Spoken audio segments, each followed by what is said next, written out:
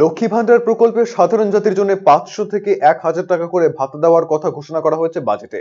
পাশাপাশি জনজাতিদের ভাতা 1000 থেকে 1200 করা হয়েছে। আর এদিকে উচ্ছ্বসিত বালুরঘাট শহরের 7 নম্বর ওয়ার্ডের মহিলারা। এদিন ওয়ার্ডের কাউন্সিলর শিখা মহন্ত সাহা চৌধুরীর নেতৃত্বে মহিলারা আবির খেলায় মেতে ওঠেন। পাশাপাশি মুখ্যমন্ত্রী মমতা বন্দ্যোপাধ্যায়কেও ধন্যবাদ জানিয়েছেন তারা।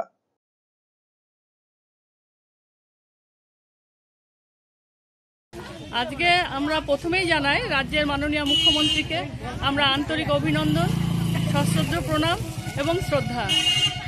আমরা গতকাল দেখতে পেলাম তিনি আমাদের মহিলাদের জন্য যা করলেন সেটা আমাদের বাংলার প্রত্যেকটা ঘরে ঘরে প্রত্যেকটা মহিলারাই উপকৃত হবেন এবং এই জন্য আমরা দিদিকে আবার আমরা সশ্রদ্ধ প্রণাম, অভিনন্দন এবং আমাদের আন্তরিক ভালোবাসা আমরা ওনার চরণে নিবেদন করতে। আমরা এই কারণেই আমরা আবির খেললাম যে তিনি যে ঘোষণা করলেন লক্ষ্মীর ভাণ্ডারের, আমাদের লক্ষ্মীর ভাণ্ডার ধীরে ধীরে বড় হচ্ছে, আমাদের লক্ষ্মীর ভাণ্ডারে অনেক বেশি বেশি টাকা পাচ্ছেন।